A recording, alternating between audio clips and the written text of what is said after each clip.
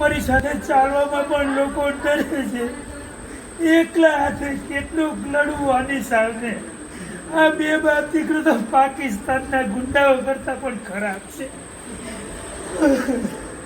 અરે યાર, એન્કાઉન્ટર કરાવી દો ને, મારી નાખો. નથી જીવવું અમારે. જુનાગઢ પ્રકરણમાં જે થયું એમાં એડવોકેટ તરીકે તાકાતથી અમે રહ્યા. એનું પરિણામ છે રાજકુમારમાં ન્યાય અપાવવામાં ભેગા રહ્યા. એનું પરિણામ છે. શું કરવું?